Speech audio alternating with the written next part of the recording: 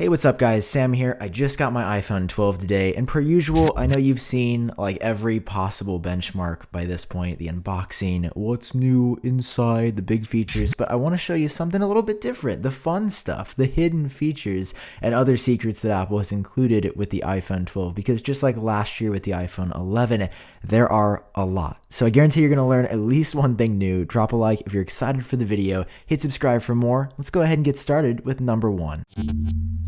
First up is an exclusive feature to the standard iPhone 12 that actually began last year with the iPhone 11, and it's really neat. So the way that the lens is frosted and coated on the iPhone 11, it's sort of inverse what it is on the iPhone 12 Pro series. You can actually turn on the flash, and while the flash is super bright on these new phones just like last year, it actually glows around the edges, and this is something you don't get on the Pros because Apple did the engineering different. It's really slick. If you like cover up the flash, you get a way more subtle flashlight. Like, it's cool to see the light sort of escape out of the sides of the lens housing, and it's pretty sweet. I mean, this is a hardware design. Unsure if it's intentional, but definitely sure that it's cool. The iPhone 12's new design is great. You know, it feels cool in your hand. It's way more boxy. It kind of looks similar to an iPad Pro, but this also allows us, for the first time since 2013, to do something with the iPhone we have not been able to do, which is stand it up on its own. I cannot tell you how many times with iPhones in the past couple of years,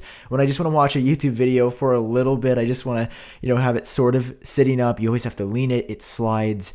It's slippery. That's not the case with the iPhone 12 series. Both the iPhone 12 and the iPhone 12 Pro don't fall over. You can set them up, and they actually have enough weight to hold themselves still. And I was outside. It was a little windy earlier, and it even seemed to survive okay outside. So this is pretty sweet, and I just can't tell you how many times I've already used this. Maybe what you've heard the most about the iPhone 12, other than like the new design and the camera upgrades, is actually about the box and the lack of things included this year. It is just your quick start little like papers, one Apple sticker, a Lightning to USB-C cable, and the iPhone. That is it. The box is like nearly 50% thinner. It's super tiny, and you get that impression as soon as you touch it.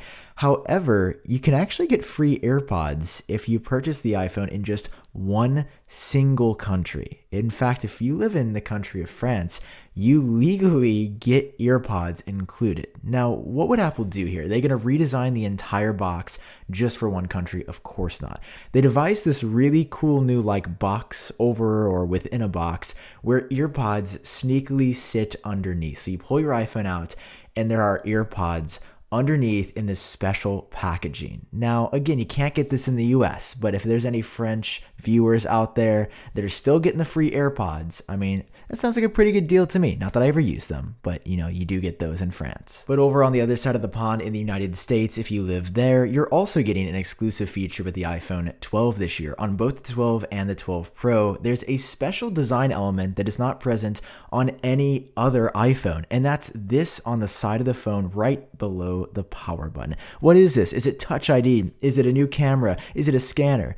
No, it's actually just a transparent window for the faster millimeter wave 5G frequency. If you go to Europe or Asia or anywhere else, you're not getting this design tweak, nor are you getting support for millimeter wave 5G. That's just in the United States. Honestly, like visually, it doesn't look that good, but it does enable such incredibly fast speeds. Here's a clip you've been looking at from a speed test I tried. And when you are on millimeter wave 5G, 5G is worth it. But that doesn't happen often at all right now. And because all the new iPhone 12 support 5G, there are some exclusive software features that just aren't available on any other iPhone. Like, you can actually enable 5G all of the time, but I wouldn't recommend it. In a lot of cases right now, 5G is actually really slow when compared to LTE, at least if you're on Verizon like I am, and it drains your battery. Like, if you have 5G and you're always pulling from that, there is very little that Apple can do to optimize, so your battery just runs down really fast. So I'd recommend leaving it on the auto select option. However,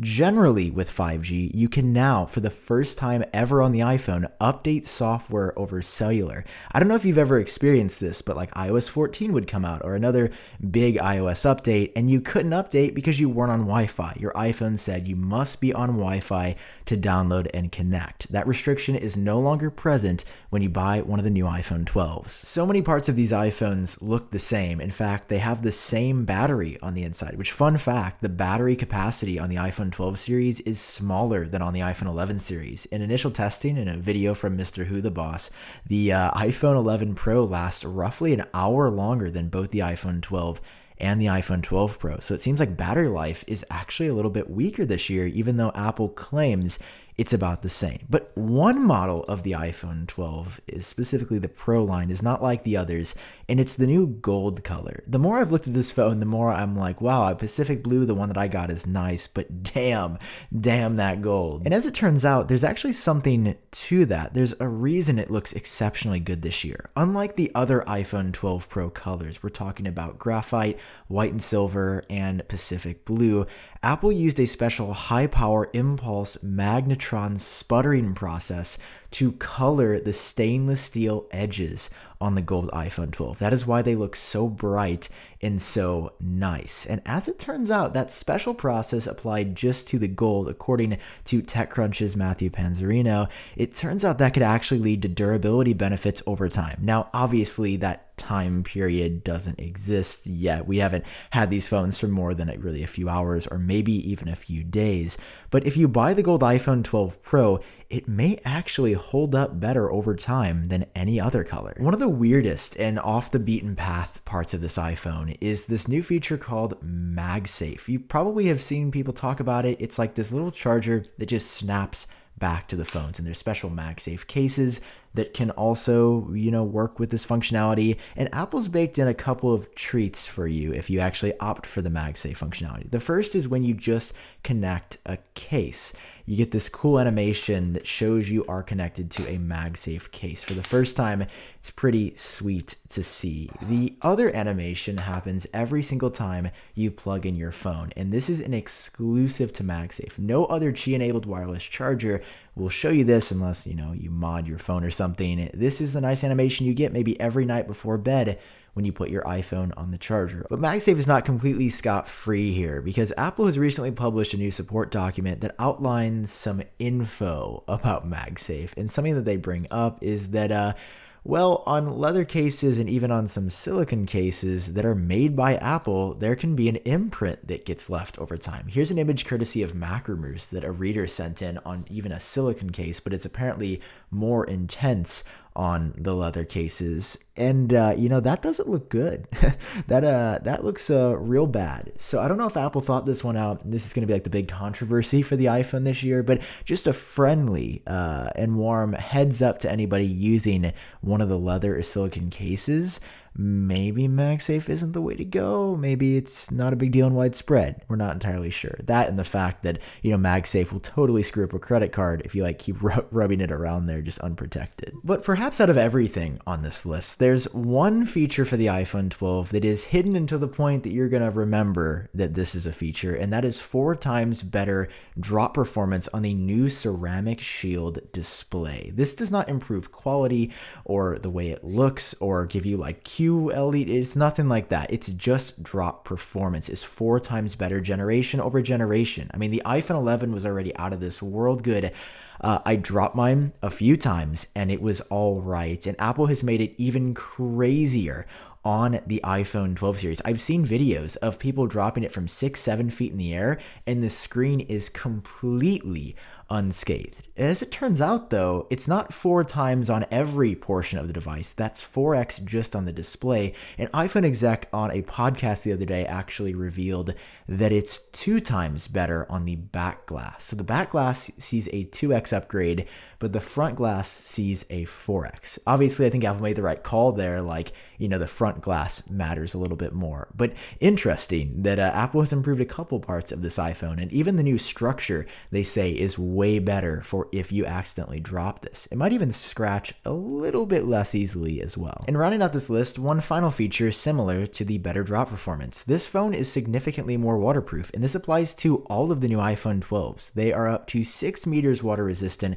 Apple says for up to 30 minutes, it's likely a lot longer than that. The iPhone 11s last year, the Pros, were up to 4 meters. So now all of them get 6. So, technically, if you drop your phone in the bottom of kind of the deep end of a pool, it can chill there for a long time. And you're more likely to not have excessive and severe and grotesque water damage. Way to end on a happy note there. No, we can't end it like that. One more tidbit that is really interesting in iFixit's teardown, they discovered that there is actually room on the iPhone 12 for Apple to put internally the LiDAR sensor and the third lens that the Pros gets. There's a physical plastic spacer that Apple put in there on the iPhone 12s.